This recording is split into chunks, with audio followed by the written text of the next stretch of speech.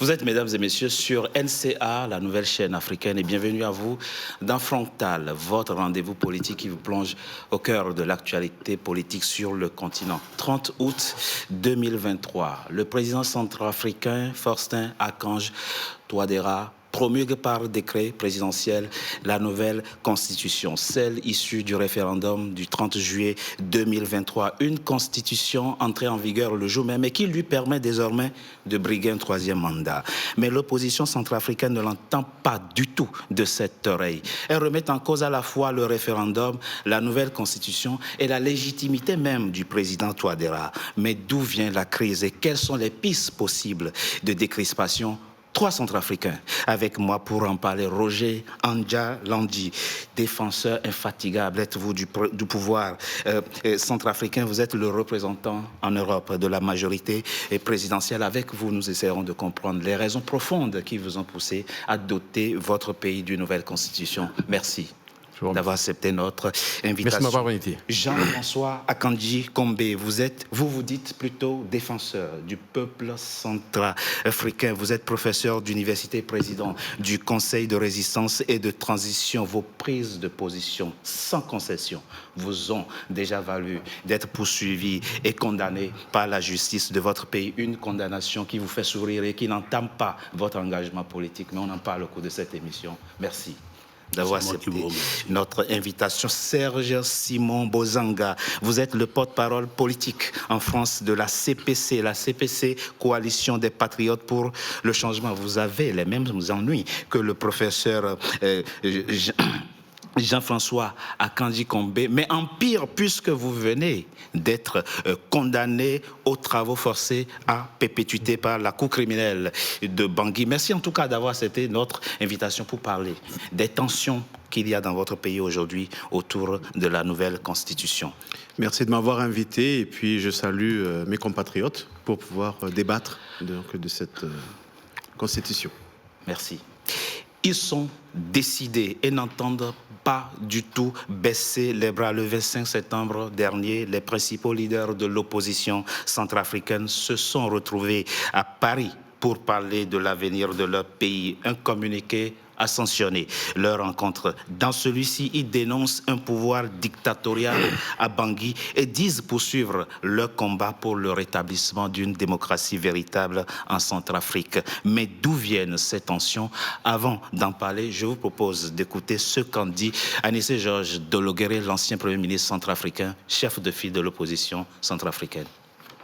Dans un pays aussi démuni, les omniprésidences n'ont jamais prospéré. C'est pas aujourd'hui que ça va prospérer. Nous les laissons dans leur illusion, mais nous ferons en sorte que la population centrafricaine leur montre qu'ils font fausse route.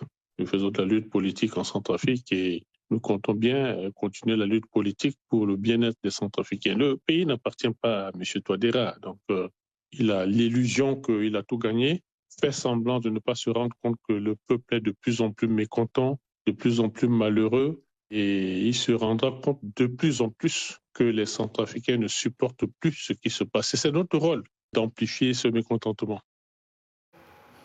Jean-François Akandji Kombe, pourquoi la nouvelle constitution ne passe pas chez vous? La nouvelle constitution ne passe pas et ne pouvait pas passer. Ce qu'on appelle la nouvelle constitution, parce que pour moi, personnellement, le mot constitution fait partie de ces mots qui pèsent d'un poids pour chaque peuple et l'ersatz de quelque chose qu'on nous a servi ne peut pas s'appeler constitution. Pourquoi? Parce que je voudrais vous rappeler que, et je crois que nos compatriotes le savent, qu'avant même, nous avons usé de toutes les voies constitutionnelles, de toutes les voies légales et de toutes les voies démocratiques. D'abord en nous exprimant, auparavant en tant que président de Citoyens debout et solidaires Centrafrique, nous avons pris position, nous avons interpellé nos autorités. Et puis ensuite, il y a eu un groupe de citoyens qui s'est mis en place, qui s'appelle le G16, qui est le groupe pour la défense de la Constitution. Et nous avions engagé un certain nombre de recours, en plus des déclarations, etc., et des recours qui ont prospéré.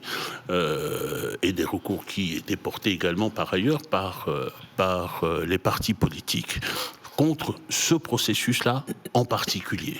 Quel processus de changement de constitution? Le processus de changement de constitution qui a commencé, bon, cela a commencé, remonteront pas aux origines, parce que depuis le premier mandat de M. Touadéra, il avait bien décidé de changer la constitution, mais on ne va pas remonter aussi loin. Simplement, les décrets qui avaient été pris pour mettre en place l'instance de rédaction de la constitution, les décrets de nomination des membres de cette instance, etc., nous l'avions attaqué devant la Cour constitutionnelle. Et la Cour constitutionnelle nous a donné raison de la même manière qu'elle a donné raison à l'opposition démocratique, puisqu'elle avait réuni les deux recours. Et avait dit que ce processus qui était engagé, et tel qu'il était engagé, était inconstitutionnel. Et par conséquent, c'est la légalité du processus qui vous pose problème, ou le principe même du changement de constitution? Le principe du changement de constitution, parce que, vous savez, il faut que chacun en ait conscience. Oui. Nous sommes un pays fragile. Oui. Nous venons de loin. En 2015, une constitution a été adoptée pour mettre, je dirais, les pieds sur le bon chemin pour sortir de là. On a appelé ça le renouveau démocratique. Et vous étiez d'accord avec cette constitution-là? Nous étions d'accord. Nous avions un certain nombre d'observations. Moi, personnellement, j'avais fait un certain nombre d'observations, mais précisément des observations sur la procédure, c'est-à-dire la manière dont la procédure avait été conduite. Il y avait des éléments très vertueux, notamment le forum de Bangui, dont tout le monde se souvient, qui a été un moment fort de consultation des Centrafricains pour saisir quelle était la quintessence de leur volonté. Et cette volonté-là, parmi les éléments de cette volonté-là, il y avait la fin de la présidence à vie. On ne veut plus d'une présidence qui se poursuit, et donc ça a débouché sur la limitation des mandats. À deux mandats, en l'occurrence. Oui, ça a débouché sur cela. Et moi, j'y étais au forum de Bangui. J'étais rapporteur de la commission gouvernance, c'est-à-dire de la commission dans laquelle on discutait de ces éléments-là qui touchaient à la Constitution. Et l'autre élément, qui, à mes yeux, est l'un des éléments les plus forts, ça porte sur la question de la maîtrise de la gestion de nos ressources naturelles et de l'attribution des contrats miniers et des contrats forestiers. Transparence, c'était ça le principe. Et donc, nous étions dans cette période de refondation démocratique et nous avions un président, quelle que soit la manière dont il avait été élu. Oui. Je pense qu'il n'y a jamais eu de président dans notre pays qui ait bénéficié de cet atout qu'il avait, c'est-à-dire l'adhésion de tous les Centrafricains pour aller vers la paix, pour aller vers la stabilité, pour aller vers des institutions, à la reconstruction de nos institutions. Or, précisément, cette constitution prévoit qu'elle peut être revue. Laquelle? La nouvelle ou... Non, l'ancienne. L'ancienne. Celle promulguée en 2016, oui. Celle de 2016, elle prévoit qu'elle peut être revue. Bien sûr. Peut être révisée. Mais il y a des éléments fondamentaux de ce que j'ai dit tout à l'heure qui ne doivent pas pouvoir être révisés. Or, ce sont ces éléments-là qui ont été... Et pour aller à l'essentiel, je terminerai juste par là. Très rapidement. En réalité, ce qui s'est passé, et j'y reviendrai tout à l'heure, c'est un coup d'État. C'est un coup d'État. Un coup d'État. Un coup d'État n'est pas seulement un coup qui se fait avec des fusils, mais c'est un coup d'État constitutionnel. Et notre Constitution dit, cette Constitution 2016 dit, à l'article 28 et 29, que celui qui commet cela a déclaré la guerre au peuple centrafricain et que les citoyens ont le devoir de se réunir pour faire quoi? Échec. Et si on s'en tient à ça, illégitime. Pour vous, le 30 août dernier, le président Touadéra vient de déclarer la guerre au peuple centrafricain. Si on s'en tient à l'esprit donc de la Constitution de 2016. C'est bien ça. À sa lettre et à son esprit. À sa lettre et à son esprit. Roger. C'est un putschiste et qui a déclaré la guerre. Roger Anja Landji. Le 30 mai 2023. 30 août. Non, le 30 mai 2023, le président Faustin Archange Touadéra dit dans une vidéo diffusée sur les réseaux sociaux ceci, je le cite. « Le peuple est au-dessus de la Constitution. Président démocratiquement élu, je ne peux rester insensible aux demandes pressantes et légitimes du peuple souverain de doter notre pays d'une nouvelle constitution. » Ce bout de phrase, je le répète, s'il vous plaît. Président démocratiquement élu, je ne peux rester insensible aux demandes pressantes et légitimes du peuple souverain de doter notre pays d'une nouvelle constitution. Et ma question à vous qui représentez le pouvoir à cette table est par quel mécanisme le peuple vous a-t-il demandé de façon pressante qu'il voulait une nouvelle constitution? Vous avez fait le référendum avant le référendum?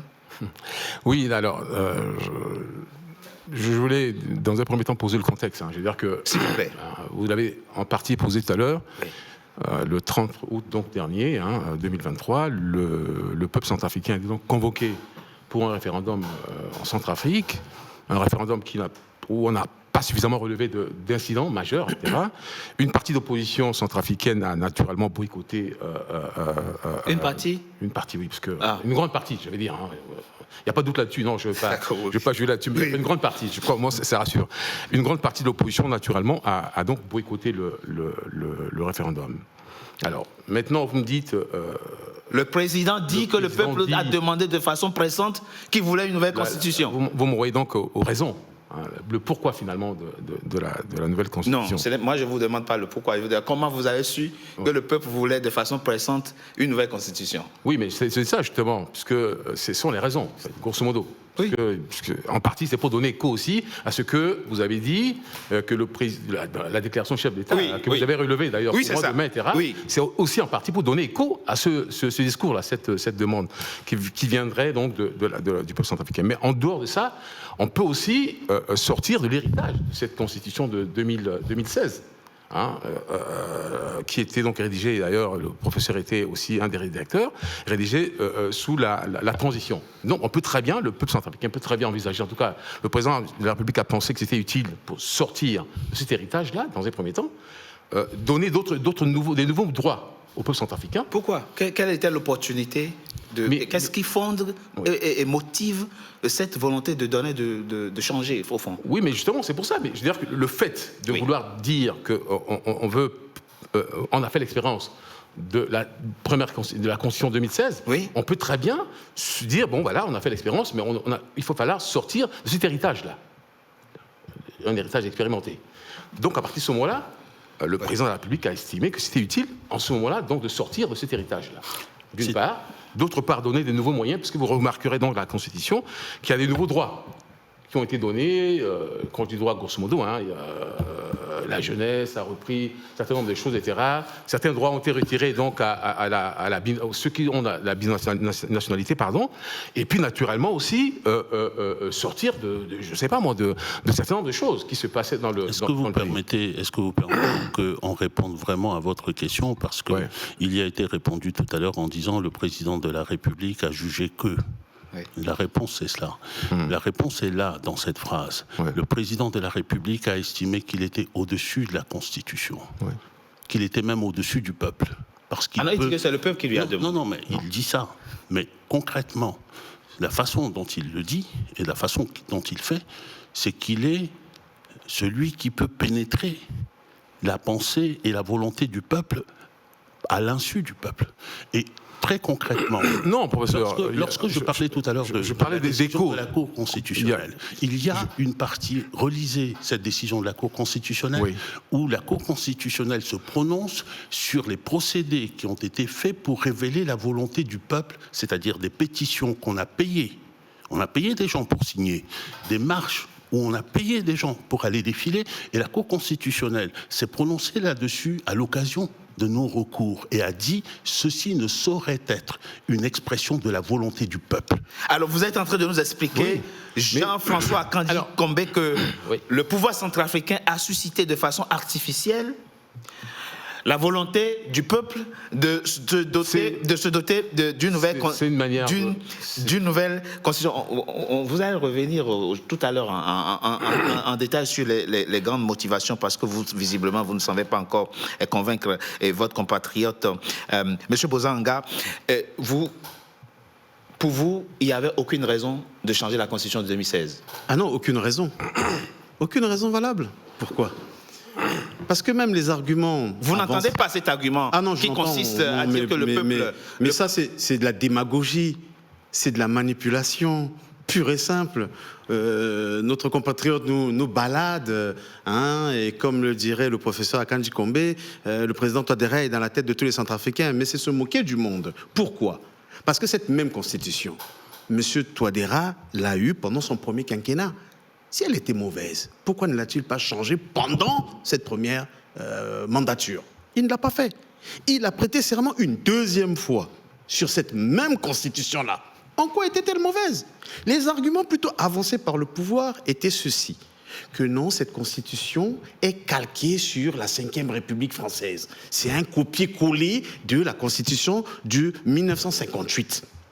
Non, pas du tout. Et deuxièmement, c'est que cette constitution-là empêche le pays de se développer. En quoi la constitution empêche le président Touadéra de construire des routes, de construire des postes de santé, de construire des universités, des écoles, de participer au développement économique, et d'enraciner la démocratie? En quoi cette constitution empêche Touadéra de pouvoir gérer correctement le pays? Aujourd'hui, il n'y a plus de routes, il n'y a plus d'électricité, il n'y a pas d'eau potable, et c'est la constitution qui est la cause de cela et qu'il faille la changer.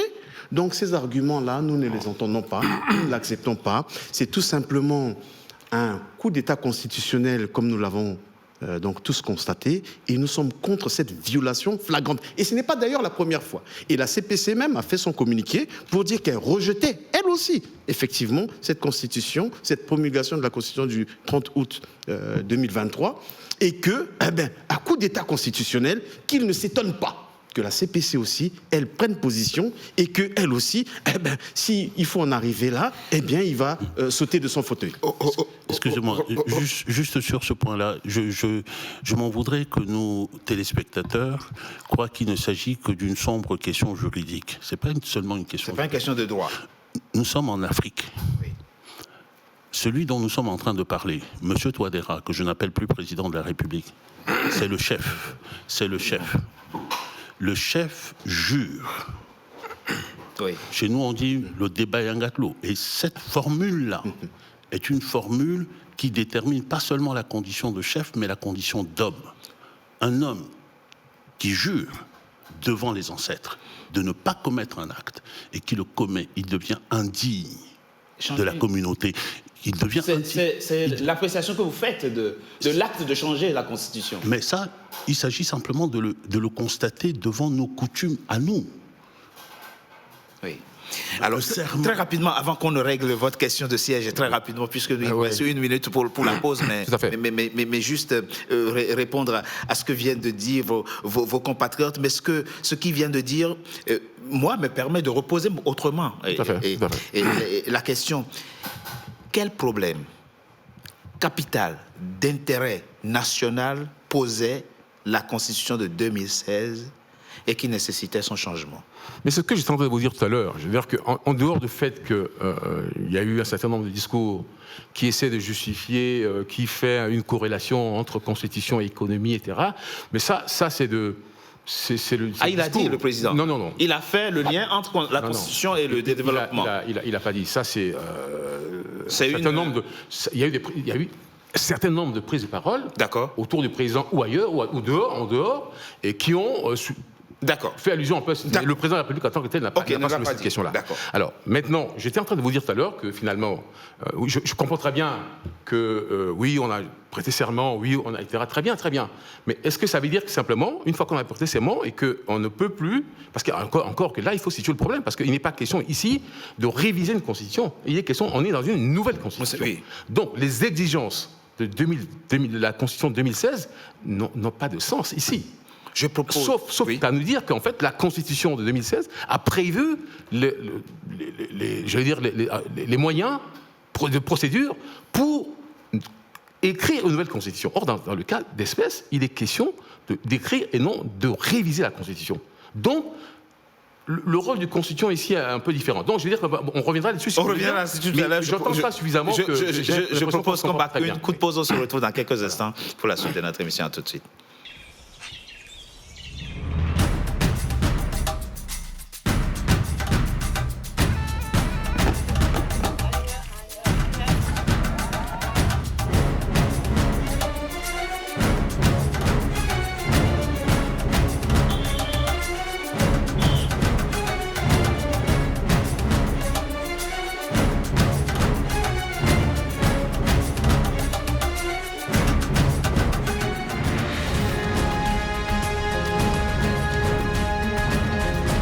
NCA, la nouvelle chaîne africaine. Deuxième partie de Frontal, votre rendez-vous politique, dont le numéro de ce jour est consacré à la Centrafrique. La Centrafrique qui vient de se doter d'une nouvelle constitution catégoriquement rejetée par l'opposition centrafricaine. Roger Andjalandi, dans cette émission, comme nous n'avons pas beaucoup de temps, ne tournons pas autour du pot. Je fais un petit rappel. La constitution de 2016 permettait au président Touadéra de briguer, ne permettait pas au président Touadéra de briguer un troisième mandat. La nouvelle qui change le quinquennat en septennat permet donc de briguer indéfiniment. Est-ce que finalement, sans langue de bois, ce n'est pas ça l'enjeu? Vous avez essayé de nous parler des nouveaux droits introduits pour la jeunesse, etc. Mais est-ce que finalement l'enjeu n'est pas celui-là? Non, mais on a pensé très longtemps, on a caricaturé la situation en fait. La situation était caricaturée du type, il y a une clause qui serait invisible pratiquement d'éternité en fait. Bon, il n'a jamais été dit qu'il restait indéfiniment, mais ça a été dit d'une manière à ce qu'il aurait dans la nouvelle constitution une clause qui n'est pas visible, qu'on n'arrive pas à lire. Non, laissons même la... Il dit clairement que le président est éternel. Laissons même ce que dit la nouvelle constitution. Oui. Est-ce que ce n'est pas pour briguer un troisième mandat? Non, mais que le président a fait changer, pas indéfiniment ou pas, même si c'est un seul mandat, ça pose déjà problème. Oui, mais justement, là encore, ça justement, pour vous répondre, ça fait aussi partie de certains nombres de, comme je disais, des caricatures, parce que beaucoup de gens pensaient que justement, la nouvelle constitution libérait le chef de l'État, finalement, des exigences de l'ancienne constitution. L'exigence en termes de limitation de mandat, etc. Bon, très bien. On a pensé ça. Mais ce n'est pas le cas. Mais non, c'est une nouvelle constitution. Parce que si on regarde la constitution, si on aurait révisé la constitution, on aurait révisé l'ancienne constitution, et qu'à partir de la révision, on enlevait ces exigences-là, on aurait compris. Mais la question ici, c'est une nouvelle constitution. Non. Donc on n'est plus dans la même disposition d'esprit. Monsieur Andjalandi, donc s'il y a des conséquences du type le président des Pays-Bas se renouveler, etc. Je veux bien, mais ça reste encore un discours. Enfin, ce sont des prises de position politiques. Mais c'est pas ça. Je vous laisse répondre. Non, mais peut-être que c'est de la caricature, comme il dit. Non, c'est pas du tout de la caricature. C'est clair, c'est net, c'est écrit noir sur blanc. En tout cas, nous savons que l'article 67 de cette nouvelle constitution, le président a un nouveau mandat, donc c'est un septennat renouvelable N fois. C'est clair. Relis l'article 67. Mais la comparaison là, se fait par rapport à l'ancienne constitution. Maintenant, Roger, tu dis que ça ne concerne pas la durée et le mandat, mais pourquoi avoir caché la constitution aux Centrafricains? Il y a un décret qui convoque le corps électoral. Ce corps électoral qui est convoqué doit lire la constitution. Vous savez, Richard, avant le référendum, la Constitution était invisible, introuvable, illisible. C'est à une semaine, encore à quelques jours du vote, que le président va se rendre je ne sais où pour lui-même remettre la Constitution à son directeur de campagne, pour pouvoir, écoutez, à la limite, la vulgariser. Et c'est là où les gens vont découvrir le poteau rose. Les gens vont... Cette constitution, elle n'est même pas passée à l'Assemblée. Les députés seront surpris, ceux qui n'ont pas le bac, de savoir que, les prochaines législatures, ils ne seront pas candidats. Ils ne pourront pas être éligibles. Beaucoup de dispositions dans cette nouvelle constitution sont contraires. Donc nous pensons que la constitution cachée au peuple centrafricain, qui sort à peine une semaine avant le vote, portait des germes de division, de haine, d'exclusion, d'accord? Et comme disaient certains de mes compatriotes, un torchon, un règlement intérieur du MCU, à la limite. Monsieur Touadéra, tout puissant, c'est lui qui fait la pluie et le beau temps en mettant en place cette nouvelle constitution qu'il a osé cacher au peuple qui pourtant, comme ils le disent, a sollicité cette nouvelle constitution. On ne lui a pas mis ça à disposition. Qu'est-ce que ça aurait changé selon vous à avoir la constitution à un mois avant le référendum ou 2 mois avant le référendum? Mais c'est une procédure normale. C'est une procédure normale. Vous ne pouvez pas dire à quelqu'un de voter un texte qu'il ne connaît pas. Avant que le professeur ne prenne rapidement la parole, c'était un problème d'imprimerie Non, c'est pour comprendre. Non, mais je veux bien. Mais oui. Je veux dire que, en quoi... oui, je veux bien. Oui, la Constitution... Est-ce que je suis là pour débattre? Si on veut entrer dans les dispositions de la Constitution, c'est autre chose. C'est une chose. Oui. Mais je pense que la question ici qui est posée, c'est la question du principe. Oui. Pourquoi on change une Constitution, etc. C'est une question de principe. Maintenant, je ne vais pas aller dans l'article. D'accord. Alors, votre position... L'intérêt de dire, est-ce que c'est opportun ou pas? Est-ce que la démarche doit être subordonnée ou elle est insubordonnée, etc. C'est toute la question là. Il y a une procédure qui a prévu cela et que la démarche telle qu'elle est initiée par le président de la République a été une démarche qui n'a pas respecté les exigences telles que prévues. En ce moment-là, c'est sur le principe qui m'intéresse. Parce que c'est sur ça que nous devons éclairer les Centrafricains. En tout cas, à ce niveau-là. Maintenant, s'il y a un débat sur le contenu, parce qu'il me semble que sur le contenu, on rentrera maintenant dans les dispositions de la Constitution. Le débat ici, c'est pas d'entrer dans les dispositions de la Constitution. Dans les deux cas, le président Touadéra n'a rien respecté. Dans les deux cas. Notre temps est compté. Est compté, c'est ça. Il dit caricature. Quand moi je parle de la question du mandat présidentiel, il dit c'est de la caricature. Ce n'est pas ça l'enjeu pour le président. Vous avez observé que je n'ai pas, alors que je suis prompt à me mêler à la discussion, je ne me suis pas mêlé de cette discussion parce que je trouve qu'il n'y a pas objet à discussion aujourd'hui. Pour nous, d'abord au Conseil de résistance et de transition, ce qu'ils appellent la Constitution, c'est la matérialisation d'un coup d'État, d'un coup de force contre le peuple centrafricain et par conséquent, il n'y a pas à en discuter le contenu. Par ailleurs, vous avez évoqué tout à l'heure un communiqué qui a sanctionné la réunion des leaders de l'opposition démocratique. C'était le 27 septembre dernier, à Paris. Politique, société civile, Conseil de résistance et de transition.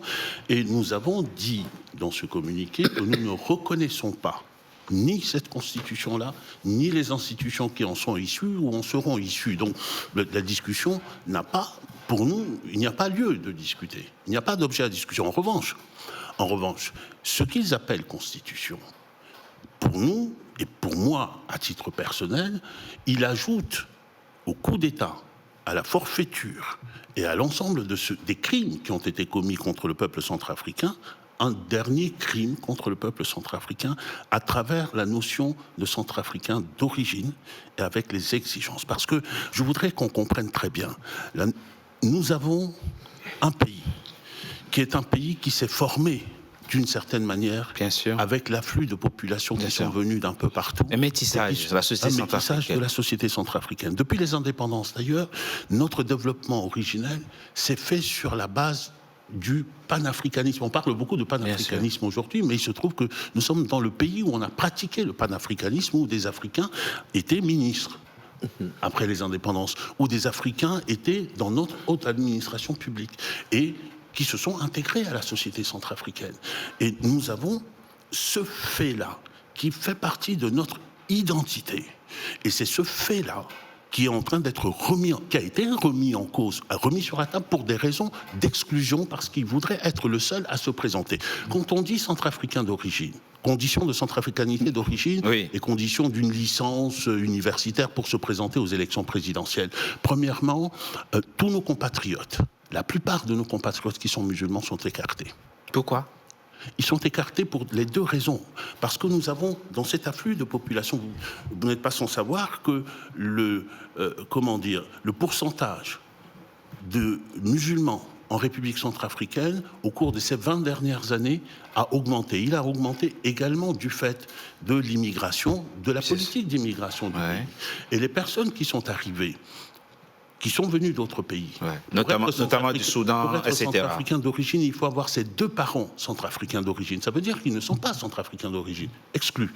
Par ailleurs, de par les traditions pratiques, la plupart des musulmans qui sont dans notre pays sont des commerçants. Ils contribuent au développement national par là. Ils contribuent de cette manière-là. Et ils préfèrent former leurs enfants eux-mêmes ou dans des écoles coraniques. Et comme en plus l'école a pâti depuis 20 ans, il n'y a plus d'école dans le pays.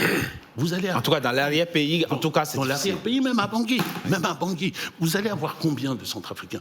Et vous faites, troisième élément, Nous sommes dans un pays de 30 ans de crise. Oui. Les premiers effets de la crise, c'est la destruction des documents administratifs et notamment des actes d'état civil. Lorsque vous n'êtes pas capable d'établir que vous êtes centrafricain d'origine, c'est-à-dire que vos parents étaient centrafricains d'origine, vous êtes exclu. Pour vous, ça veut dire 80%, 85% de la population centrafricaine aujourd'hui qui est sur sa terre et qui est exclue de la politique. Pour vous, c'est un crime contre la nation centrafricaine. C'est un crime. Cette nouvelle constitution, pour vous, remet en cause le pacte républicain et la cohésion sociale. Il remet en cause le pacte républicain au-delà de ce que il voit immédiatement, parce que ce qu'il voit immédiatement, c'est l'exclusion de Martin Ziguélé, dont la mère est originaire d'un pays voisin. C'est l'exclusion d'un certain Anissé Georges Dologuélé des élections présidentielles prochaines. C'est l'exclusion d'un certain Abdou Karim Mekassoua. C'est l'exclusion de cet ensemble de personnes-là de l'élection. Alors c'est très intéressant. Mais je voudrais aller au-delà de ça et je voudrais que nos téléspectateurs comprennent bien que là, il s'agit de personnalités, mais c'est la structure même de la société qui est remise en cause.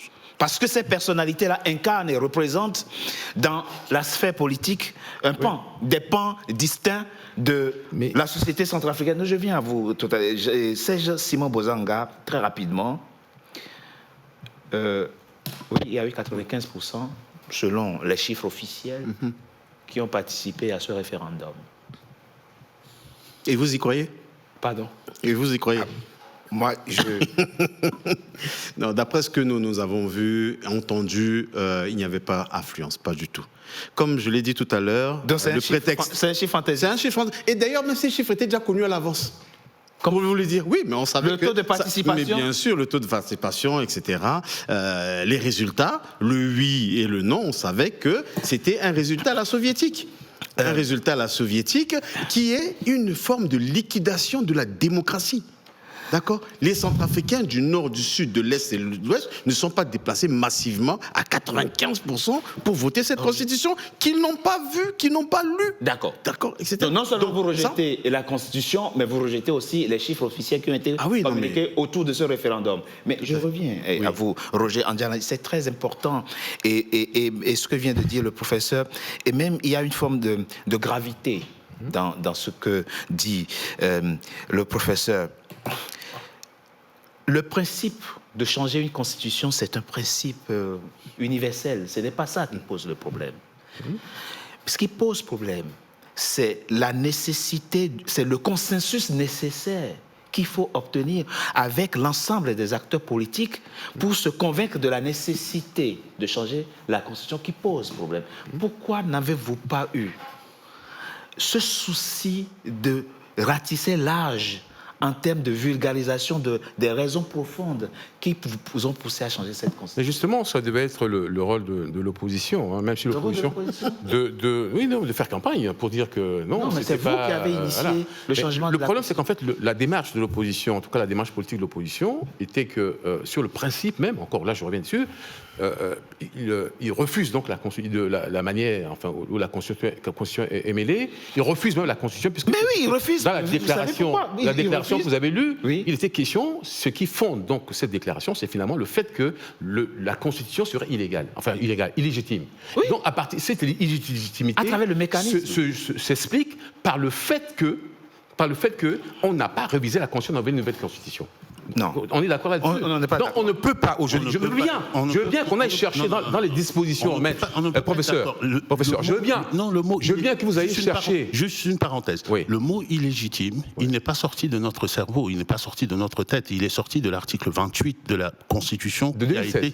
De 2016. On est d'accord là-dessus. Il a dit pouvoir illégitime. Oui, bien sûr. Pour avoir fait ce qu'il a fait. Oui. Donc n'allons pas tergiverser. Mais si c'était l'opposition qui avait inventé les légitimité. Non, l'opposition boycotte comme un grand. L'opposition, professeur, l'opposition boycotte la Constitution et l'opposition a pris position il n'y a pas très longtemps dans la déclaration qui a été faite à Paris que la Constitution pour elle existe, la Constitution n'existe pas. Oui. Et c'est sur quoi elle s'est fondée? C'est sur le seul fait que l'ensemble, la procédure n'a pas été respectée pour elle. Et donc, à partir de ce moment-là, on ne peut pas. Monsieur le haut représentant du président de la République, de celui qui fut notre président de la République, prêtez-nous un peu d'intelligence et un peu de complexité de la pensée quand même. C'est ça. Pour le simple fait que vous croyez que autant d'esprits centrafricains, les plus brillants, se soient réunis simplement pour tronquer, pour saisir un prétexte pour pouvoir faire quelque chose? Non, mais je n'étais pas en train de dire que vous avez... C'était un prétexte. Je dis que la raison avancée, je ne dis pas un prétexte, je dis que la raison avancée... Ça montre la manière depuis longtemps. Non, pas du tout. Majorité Pas du tout. Les Centrafricains. Et ça ne nous étonne pas. Moi, je suis sur les faits. Je suis sur les faits. Je suis sur les faits. L'opposition dit clairement, l'opposition qui se déclare comme étant de la résistance, en fait, il n'était pas question de la résistance, en fait, c'est une opposition politique. Elle se déclare comme étant une résistance, comme si on serait dans un régime oppressif, tyrannique et compétent. Ce qui est totalement faux. Voilà. Vous définissez comme étant des résistants, alors que le devoir, la résistance est un devoir citoyen dans un contexte de tyrannie. Alors, c'est pas le cas. Qu'on le veuille ou non, c'est pas le cas. Donc, vous êtes en train de... Oui, non, mais vous dévoyez les concepts, professeur. Vous dévoyez les concepts, et donc, du coup, voilà. Oui, et vous permettez que je finisse là-dessus. Et vous permettez que je finisse là-dessus. S'il vous plaît. Je veux bien, mais si vous ne me permettez pas de finir, et donc, ce que vous dites, professeur, enfin, l'opposition, c'est quoi? C'est que, à partir du moment où, pour vous, d'ailleurs, c'est ce qu'a peu dit Mitterrand. Je veux dire que Mitterrand a toujours dit que le coup d'État permanent, etc. Mitterrand a refusé la Constitution de la 5e République. Moi, je pense, recentrons le débat autour d'éléments précis. Oui, s'il vous plaît. Je viens. Justement, 2 éléments précis, parce qu'il ne faut pas balader nos téléspectateurs. C'est ça.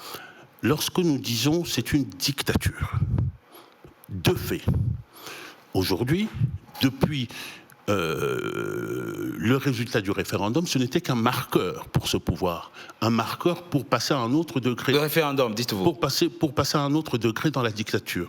Aujourd'hui, il y a des procédures, une procédure qui a été engagée pour lever l'immunité parlementaire de 3 parlementaires qui ont participé à la réunion du 26, à savoir le président Ziguélé, le président Dolo-Guélé et un jeune député, Yann Doka, qui était président d'une des commissions de l'Assemblée nationale. Et au prétexte de quoi? Au prétexte de cette déclaration. J'aimerais bien qu'on me dise ce qu'il y a d'illégal ou de criminel comme mot ou comme phrase dans cette déclaration, parce que elle est très courte, les citoyens ont la liberté d'expression ou non. Les citoyens ont la liberté de s'exprimer, de se comporter ou de faire des choix dans cette République ou non. Ça, c'est le premier élément. Le deuxième élément, je pourrais vous sortir ici de mon téléphone. Hier, pas plus tard qu'hier, il y a 2 personnes, que je ne cite pas ici, 2 personnalités en République centrafricaine qui m'ont envoyé les échanges, des WhatsApp qui leur ont été envoyés par des proches du régime, par les gens du régime, pour les menacer de mort. Les menacer de mort, pourquoi? Parce qu'ils seraient les agents des terroristes criminels, c'est comme ça qu'ils nous nomment. L'opposition centrafricaine. Le nom de Jean-François Akanji-Kombe, le nom de Martin Ziguélé, le nom de Dolo-Guélé, c'est ça la réalité du régime. Vous vouliez des faits, nous vous posons des faits, et ce ne sont que quelques faits. Je veux bien. Mais vous sortez des faits que pour moi, c'est très difficile de vérifier. Je ne dis pas que vous êtes en train de raconter des histoires. Vous êtes au courant? Il y a eu un certain nombre de déclarations à ce niveau-là. Je suis d'accord. Est-ce que même ça a été la première fois? C'est pas la première fois publique. C'est pas la première fois. Oui, de la part de personnalités du pouvoir. Des personnalités, mais à titre individuel, qui ont dit oui, effectivement, qu'il faut enlever l'immunité de mais pour avoir fait quoi? Mais ça reste de leur opinion. Je ne peux pas répondre à leur place. D'accord. À ma connaissance, il n'y a pas de procédure aujourd'hui pour lever l'immunité de ces députés-là. Que je sache. Sauf si vous êtes au courant de certaines de choses, etc. Mais moi, je ne suis pas au courant qu'il y a une procédure aujourd'hui initiée pour enlever les machins. Maintenant, dans le même temps, c'est vrai qu'il y a eu des déclarations publiques, il y a eu un certain nombre de déclarations. Je suis entièrement d'accord avec vous. Et sur lesquelles je me réserve. Un autre fait précis. Je renvoie simplement le représentant du pouvoir ici aux propos très clairs et publics du conseiller spécial que j'ai qualifié comme étant l'âme damnée de ce pouvoir. Je vous renvoie, c'est là. Je sais, Jean, écoutez. Alors, évoquons un autre fait, précis et concret. Qu'est-ce qui, aujourd'hui, en Centrafrique, qu'est-ce qui s'est passé pour qu'on soit obligé d'inscrire dans la Constitution le fait que pour être candidat à l'élection présidentielle, il faut être de père et de mère centrafricains et il faut avoir une licence Quel est le problème structurel qui se pose aujourd'hui, qui s'est posé dans le parcours politique de la Centrafrique ces dernières années et qui nécessite cette balise dans la Constitution? Le pays peut envisager une autre trajectoire. Peut envisager une trajectoire. Oui, mais à partir d'un problème. Oui, oui, à partir d'un problème. Mais si à un moment donné, vous savez, on est tous en Afrique, hein, il y a des trajectoires différentes, etc. Donc on peut très bien envisager la. Et il se trouve comme par hasard que des acteurs importants de la politique centrafricaine sont concernés. Et ça, ce n'est pas une. Certainement, il y a une coïncidence. Il y a une coïncidence malheureuse. Il y a une coïncidence malheureuse. Je veux dire, je suis d'accord avec vous. Je suis d'accord avec vous. Je suis d'accord avec vous. Il y a une coïncidence malheureuse. Mais bon, écoutez, le problème est que ce sont des nouveaux droits. Et puis on a retiré certains nombres de droits. Voilà. Ce sont des droits du type des jeunes, comme je disais au début de notre conversation. Et puis il y a des droits aussi du fait que quand on est binational, on ne peut pas, par exemple, être candidat tel. Bon, ça, ce sont des nouveaux droits. Je veux dire, je peux pas vous dire. Oui, mais comment voulez-vous? Moi, je peux pas appeler ça. L'inscription d'une. Je suis entièrement d'accord avec vous. Bien sûr, on est d'accord. Ça reste quand même des nouveaux droits aujourd'hui. D'accord. Maintenant, est-ce que c'est bon, c'est pas bon, etc. Ça, c'est un autre débat. C'est pour ça que moi, je dis que. De nouveaux droits qui sont. Et puis, on en débat. Soit on rentre dans le texte, on dit, voilà, on refuse la Constitution. En ce moment-là, pour le principe, parce que la Constitution n'est pas faite ne doit pas se faire de cette manière-là. Et puis, alors que. Voilà. C'est ça là qui m'intéresse. Mais maintenant, si à un moment donné, on se retrouve et qu'on dit, voilà, on prend la Constitution et là, on regarde maintenant les dispositions de ces constitutions-là, moi, je suis entièrement d'accord pour débattre de ces questions-là. Or, il se trouve qu'aujourd'hui, j'ai en face de moi une opposition qui dit qu'elle ne reconnaît pas la Constitution, donc elle ne peut pas rentrer dans les dispositions de la Constitution. Et en même temps, elle revient dans les dispositions de la Constitution pour essayer d'engager.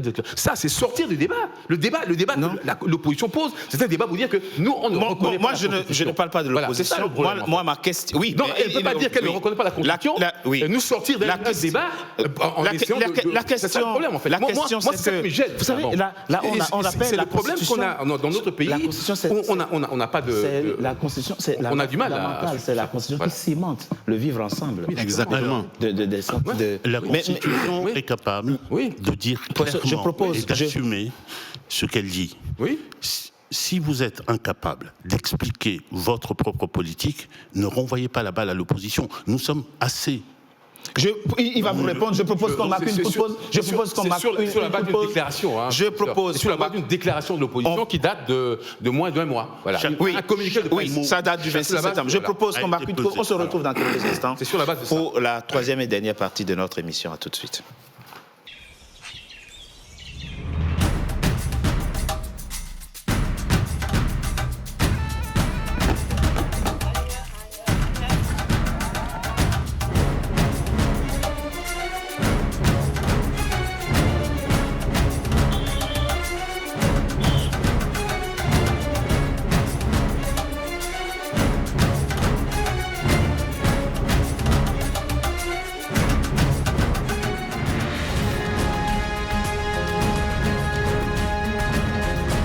NCA, la nouvelle chaîne africaine. Troisième et dernière partie de Frontal, votre rendez-vous politique, dont le numéro de ce jour est consacré à la Centrafrique. Mes trois invités centrafricains sont restés avec moi et nous débattions. Nous débattions des dispositions particulières qui ont été introduites dans la nouvelle constitution promulguée le 30 août 2023 par le président Faustin-Archange Touadéra, Roger Andjalandi. Je fais des émissions, des débats sur pratiquement tous les pays du continent. Et je sais que le personnel politique centrafricain est de qualité, est un personnel politique de qualité, très riche, que vous avez de grands intellectuels C'est vrai. dans la vie politique centrafricaine, comparé à d'autres pays. La question c'est, pourquoi déjà à la base, il n'y a pas eu une concertation de toutes les forces politiques de la Centrafrique?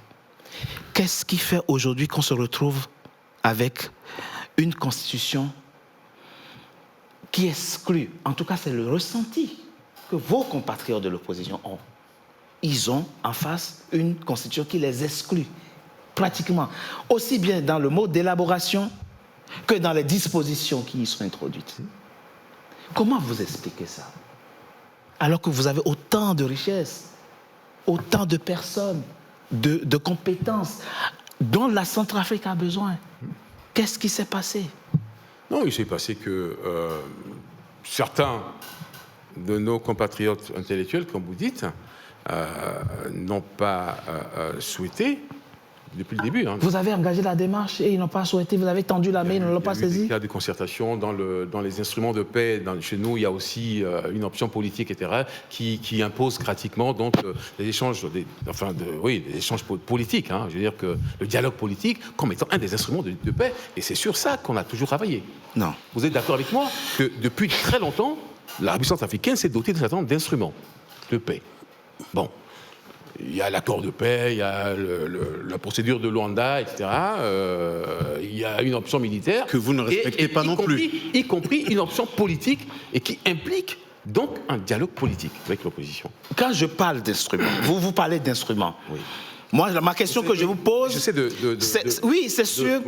sur l'esprit, l'esprit, la méthode. Le professeur, il a suffi qu'il fasse un communiqué pour être condamné à 2 ans de prison et de 5 ans d'éligibilité. Lui, il a dit dans mon émission, il a juste fait une déclaration dans une de mes émissions, ça lui vaut la condamnation aux travaux forcés à perpétuité par la Cour criminelle de Bangui. Oui, je regrette ça, mais moi, je ne sais pas les informations qu'a le procureur de la République. Hein. Je ne peux pas répondre à cette question. Je regrette, je vous dis franchement, je regrette que... Non, moi je vous les pose parce que vous représentez le pouvoir acceptable. Je n'ai pas les éléments, j'ai aucun élément que le procureur de la République a pour pouvoir incriminer ces faits-là. Mais vous avez le sentiment aujourd'hui que la vie politique de votre pays est